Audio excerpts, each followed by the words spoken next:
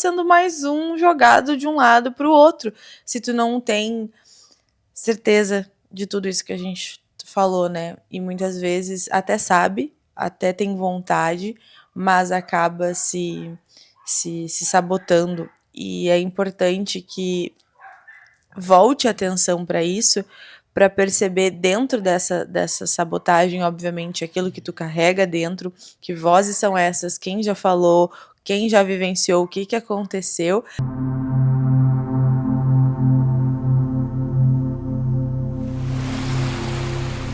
Olá, sejam bem-vindos ao canal da Mag, e hoje nós vamos falar sobre o que não é normal. E o tema de hoje é: não é normal você ser a pessoa que menos se valoriza. Não é normal você se tornar a pessoa que menos vê luz nos seus talentos, nos seus projetos, naquilo que você se dispõe a executar. Não é normal isso.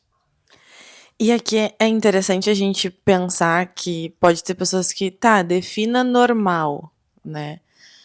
Acho Quando que a não é gente saudável, fala né? do que é normal e do que não é normal, é também muitas vezes uma crítica à normose que está existindo No no nosso planeta coletivo, Terra, né, no exato. coletivo. Então, tu faz uma coisa destrutiva, tu faz uma coisa que não é legal, mas muitas pessoas estão fazendo aquilo e aí a gente entra nesse normal. Só que não é. Então, no Instagram a gente trazia, né, o não é natural, visando a funcionalidade do ser humano, para que aquilo foi criado. Por exemplo, não é normal um coração, né, não é natural que um coração, ele, sei lá, tenha alguma doença, uma disritmia, né? O funcionamento natural dele, ele tem ali o seu ritmo. Então, é nesse ponto que a gente vem trazer o não é natural ou o não é Não é normal. normal.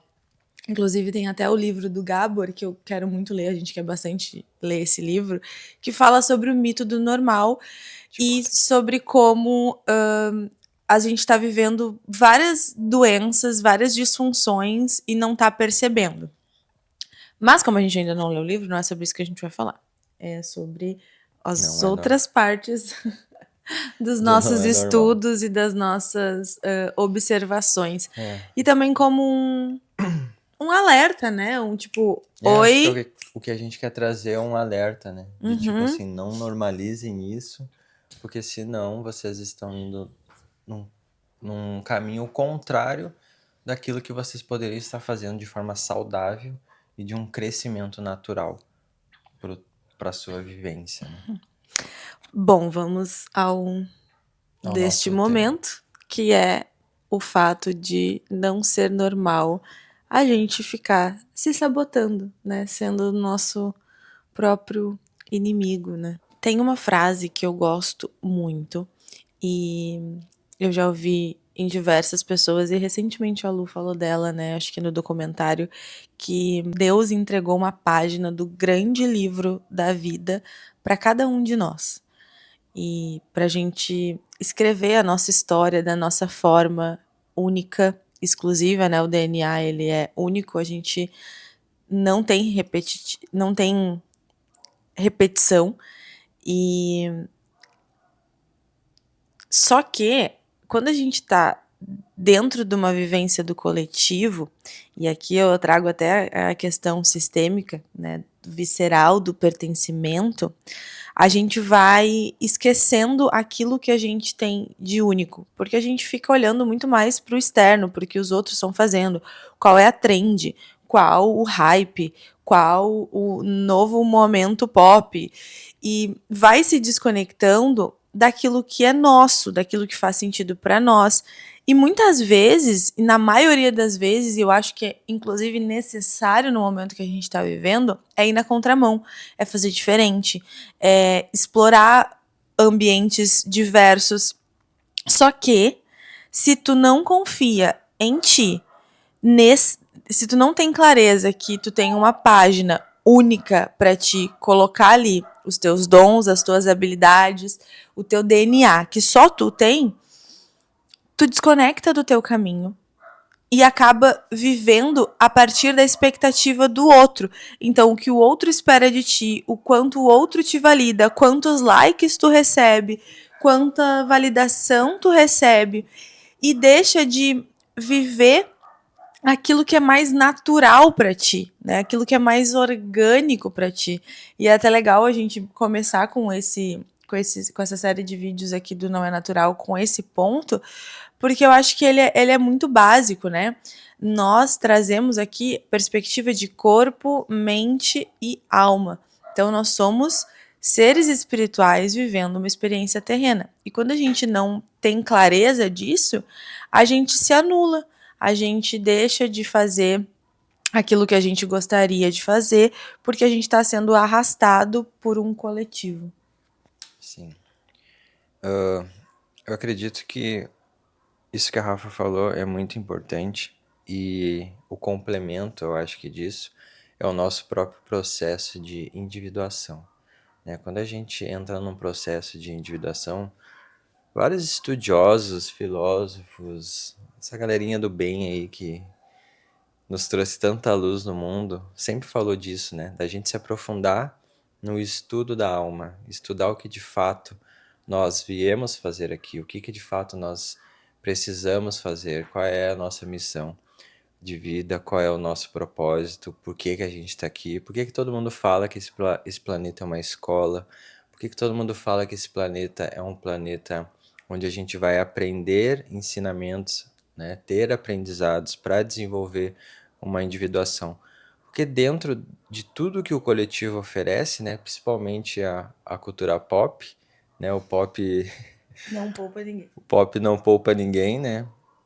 Ele nos abarca com infinitas informações. Então, o nosso processo de individuação é quando a gente se vê o um dentro do todo, né? Porque todos nós, a gente compõe esse todo.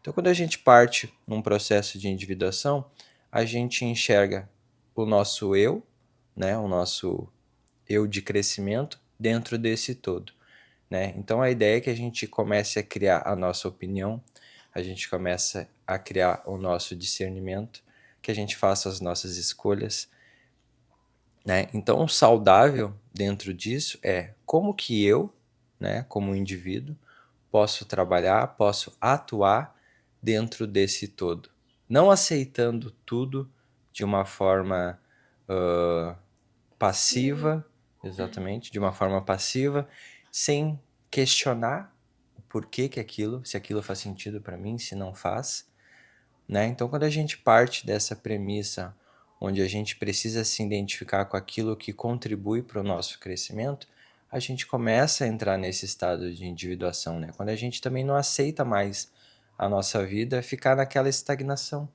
né? Quando a gente direciona ela para um futuro onde a gente consegue se enxergar dentro dessa realidade, né? Então, quando a gente se diminui, quando a gente se coloca, quando a gente é o nosso próprio algoz, né? A gente se coloca em desalinho com o que a vida tem a nos oferecer. A gente se coloca em desalinho a tudo de bom que a vida oferece por uma incapacidade de valorizar aquilo que a gente tem de melhor, que são os nossos talentos, as nossas virtudes, aquilo que a gente tem de mais precioso, que pode ser uma paciência, pode ser uma tolerância, pode ser a nossa capacidade de escuta, Criatividade. a nossa criatividade, exatamente. Então, na minha visão, né, na minha opinião, na minha humilde opinião sincera sobre esse assunto,